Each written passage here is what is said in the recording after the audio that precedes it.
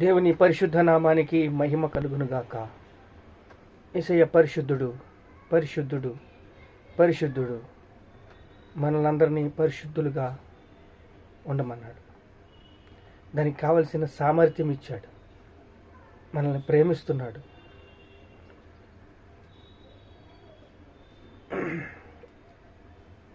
అపోస్తుల కార్యములు 14వ అధ్యాయము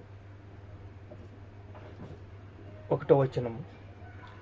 ఈ కోనేయులో జరిగినదేమనగా, వారు కూడి యూదులు సమాజ మందిరములో ప్రవేశించి తేటగా బోధించినందున అనేకులు యూదులు గ్రీకు దేశస్థులు విశ్వసించిరి.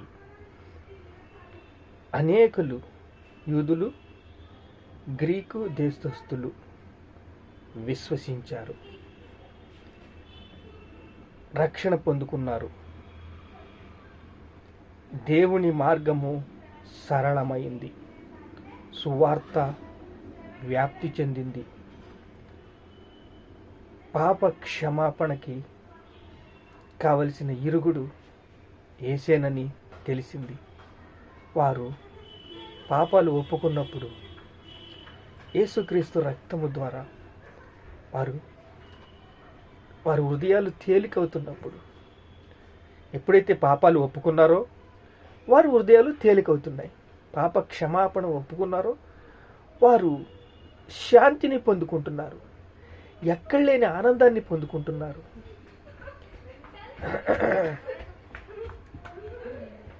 యేసుక్రీస్తు ద్వారానే పాప క్షమాపణ జరుగుతున్నది. యేసుక్రీస్తు ద్వారానే వారికి విడుదల దొరుకుచున్నది, విముక్తి దొరుకుచున్నది, బంధకాల నుంచి విడుదల దొరుకుచున్నది అని వారు తెలుసుకున్నారు. తెలుసుకున్నప్పుడు వారు శాంతిని పొందుకున్నారు. చూడండి, బాప్తిసం పొందుకున్నప్పుడు ఎక్కడ లేని సంతోషం, ఎక్కడ లేని ఆనందం, ఎక్కడ లేని దేవుని శాంతి. ఒక మనిషి పాప బంధకాల నుంచి విడుదల పొందుకున్నాడు. ఆదాము అవ్వ ఏదైనా తోటలో వాళ్ళు సంతోషంగా ఎలా జీవించారో అంత జీవితాన్ని దేవుడు మరలా యేసుక్రీస్తు సిలువలో మనకి అప్పగించాడు. ఆయన మనతో మాట్లాడే అవకాశం ఇచ్చాడు. మరలా మన హృదయంలో ఆయన వచ్చి నివసించే కృపనిచ్చాడు. మనతో స్నేహం చేసే భాగ్యం ఇచ్చాడు. అలా మనతోని ఉండి మనతో నివసిస్తున్న భాగ్యము ఒక్క సువార్తకు మాత్రమే ఉన్నది. పాపక్షమాపణ పొందిన తర్వాత వారు హృదయాల్లో తేలికి భారమంతా తొలగిపోయి బంధకాల నుంచి విడుదల పొందుకుని వారు అభివృద్ధి పొందుకుంటున్నారు. వారికి విడుదల దొరుకుతుంది. వారు సువార్తను విన్నారు, రక్షణ పొందుకున్నారు. అలా ఎప్పుడైతే రక్షణ పొందుకున్నారో చూడండి, గ్రీకు దేశస్థులు యూదులను అనేకులు విశ్వసించారు. విశ్వాసం లేకుండా దేవుడికి ఇష్టడైనట అసాధ్యము. ఎప్పుడైతే విశ్వసించారో వారిలో శాంతిని పొందుకున్నారు.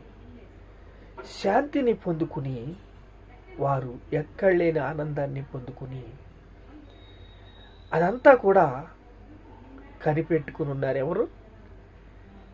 చూడండి, అయితే అవిధేయులైన వారు ఉన్నారు, అపవిత్రులు ఉన్నారు, అసభ్యంగా ప్రవర్తించేవారు ఉన్నారు, దుష్ట జనులు ఉన్నారు.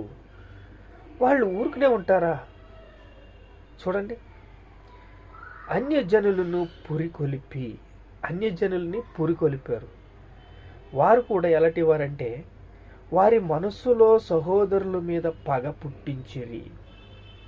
పనికిమాలిన ఉంటారు కదా, వాళ్ళందరినీ కూడా అన్యజనులకి పురికొలిపారు.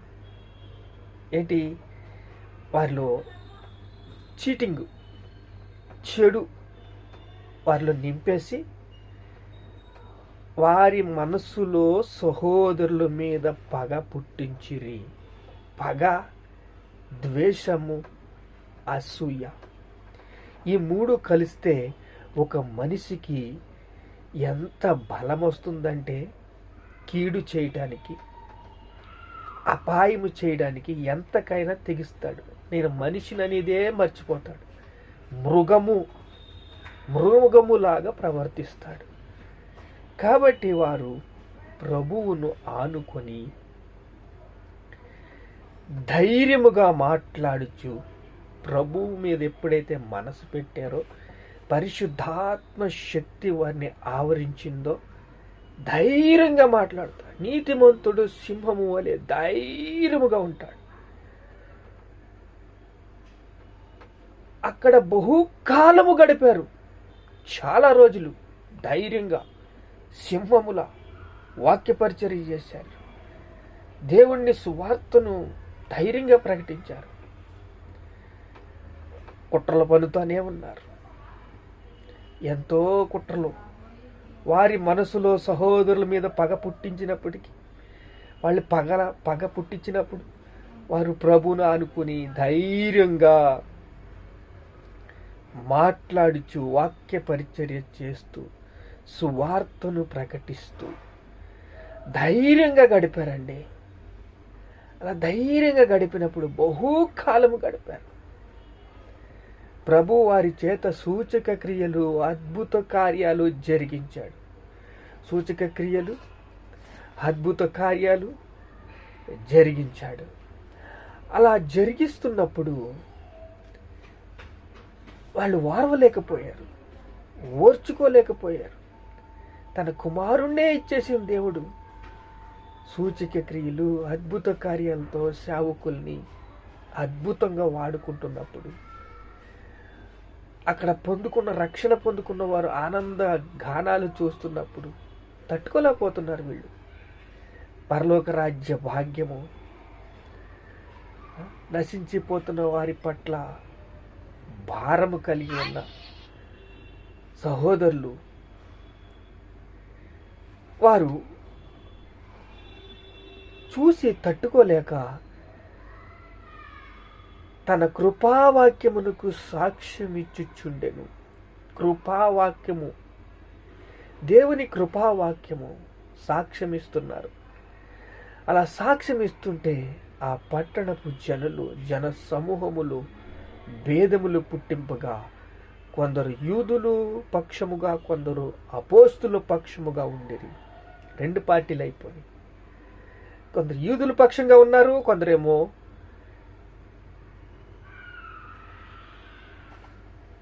అపోస్తుల పక్షంగా ఉన్నారు.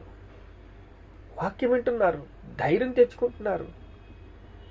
కానీ యూదులకే భేదాలు పుట్టించి పగ పట్టేసి సైతాను మౌనంగా ఉంటాడా? మౌనంగా ఉంటాడు.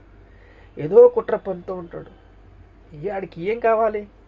నరకానికి తీసుకెళ్ళాలి. అబద్ధము, ఈ లోకంలో అబద్ధము, మోసము ఈ జరగాలి, చెడు కార్యాలు జరగాలి, చెడు క్రియలు జరగాలి. అంతా కూడా మోసం జరగాలి. వాడిదంతా కూడా ఇదే కదా. కానీ కృపావాక్యానికి అప్పగించుకుని సాక్ష్యం ఇస్తూ, అద్భుత కార్యాలు చేస్తూ, సూచక క్రియలు చేస్తూ ప్రభు చేత వారిని ఆనందము, సంతోషభరితులై ఉన్నప్పుడు ఆ పట్టణపు వారిని జన సమూహములో భేదములు పుట్టింపగా, కొందరు యూదుల పక్షముగా, కొందరు అపోస్తుల పక్షముగా ఉండిరి. మరియు అన్యజనులు యూదులను తమ అధికారులతో కలిసి వారి మీద పడి అవమానపరిచి రాళ్ళు రువ్వి చంపవలెనని ఉండిరి. వారి సంగతి తెలుసుకుని ఇకానియలో పట్టణంలో లూస్త్రాకునకు, నిర్బానుకు చుట్టుపక్కల ఉన్న ప్రదేశమునకు పారిపోయారు. అక్కడ సువార్త ప్రకటించుచుండరు. ఇంకా పక్కన పల్లెటూర్లకి వెళ్ళి అక్కడ లూస్త్రా అనే పట్టణంలోకి వెళ్ళి సువార్తను ప్రకటిస్తున్నారు. ఎందుకంటే భేదం పుట్టించేస్తున్నారు, అంత మాట విసిపించేస్తున్నారు, విసుగు పుట్టించేస్తున్నారు.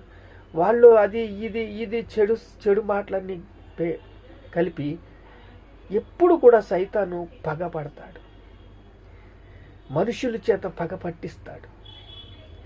కృపావాక్యానికి అప్పగించుకున్నప్పుడు, సూచక క్రియలు జరుగుతున్నప్పుడు, అద్భుత కార్యాలు జరుగుతున్నప్పుడు, అపోస్తులు వారి పక్షంలో ఉన్నప్పుడు, అనేక నీతిమంతులు చూడండి చెడు కార్యాలు మానేసి నీతిమంతులుగా జీవిస్తున్నప్పుడు అధికారులతో కలిసిపోయారు వాళ్ళు. అన్ని జనులు యూదులు తమ అధికారులతో కలిసి వారి మీద పడి వారిని అవమానపరిచి రాళ్ళు రువ్వి చంపవలని ఉండేది. వారి సంగతి తెలుసుకున్నారు ముందరే, ఇదంతా జరుగుద్ది, కుట్ర జరుగుద్దని తెలుసుకుని పక్కన లూస్త్రాకి వెళ్ళిపోయి అక్కడ సువార్త ప్రకటిస్తున్నారు. తేలు స్వభావం ఏంటండి? పాము స్వభావం ఏంటండి? పాము తేలు కుడతాయి, కానీ నీతిమంతుని స్వభావము ఎక్కడున్న సువార్త ప్రకటిస్తూనే ఉంటాడు, సువార్త పంచుతూనే ఉంటాడు. ఎక్కడికి వెళ్ళినా, ఏ పొలంలోకి వెళ్ళినా, ఎక్కడికి వెళ్ళినా కొంచెంసేపు నీడ కూర్చున్నప్పుడు సువార్త ప్రకటిస్తారు. విశ్వాసులు కూడా దేవుడి గురించి చెప్పుకుంటారు, దేవుడి గురించి మాట్లాడుకుంటారు. ఇది దేవుడు పెట్టిన వారిలో ఆనందం పెట్టాడు. వారి హృదయం మార్పు చెందింది. అప్పుడు వారు చెప్పిన మాటలను బట్టి దేవుడు వారి హృదయాలు తెరిచి వాళ్ళకు అద్భుత కార్యం జరిగినప్పుడు, ఆశ్చర్య కార్యం జరిగినప్పుడు, సూచక క్రియ జరిగినప్పుడు వారు తెలుసుకున్నప్పుడు వారు నమ్ముతారు. దేవుడు వారి పక్షాన ఉన్నాడండి. నమ్ముతారు. నమ్మగానే వాళ్ళకి రక్షణ దొరుకుతుంది. రక్షణతో వాళ్ళ ఆనందాన్ని పొందుకుంటారు, సంతోషాన్ని పొందుకుంటారు, సమాధానాన్ని పొందుకుంటారు. కానీ కొంతమంది ఉంటారు చూడండి, ఎందుకు వారు జీవిస్తున్నారో వారికే తెలియదు.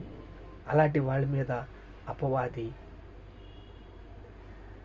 వాళ్ళు వీళ్ళ మీద పడి వాళ్ళందరినీ కూడా బాధిస్తున్నప్పుడు, వేదన పుట్టిస్తున్నప్పుడు ఇదే జరిగింది. ఇక్కడ పారిపోయి అక్కడ లూస్త్రాలో సువార్తను ప్రకటిస్తున్నారు. ప్రార్థన చేసుకుందాం. మహాపరిశుద్ధుడైన తండ్రి, నువ్వు చేసే అద్భుత కార్యాలు, ఆశ్చర్య కార్యాలు విస్తరిస్తుండగా నాయనా, శత్రువు మౌనంగా ఉండడయ్యా. శత్రువు ఎప్పుడు కూడా మౌనంగా ఉండడయ్యా. ఏదో ఒక కీడును తీసుకొస్తాడు, ఏదో అపాయం తీసుకొస్తాడు, ఏదో బంధకాలు తీసుకొస్తాడు, ఏదో రకంగా పని ఆగిపోవాలి పని అని అనేక రీతిలుగా అడ్డంకులు, ఆటంకాలు, చిక్కులు తెచ్చి అయ్యా కనికరించి నీకు విరోధంగా ఏ ఆయుధము వర్ధిల్లదన్నావు. నీకు స్తోత్రాలు. మా పక్షాన ఉన్నావు, మాతో ఉన్నావు, మాలో ఉన్నావు. నీకు స్తోత్రాలు. ఘనత, మహిమ, ప్రభావాలు మీకే చెల్లిస్తున్నాం తండ్రి. ఆమేన్.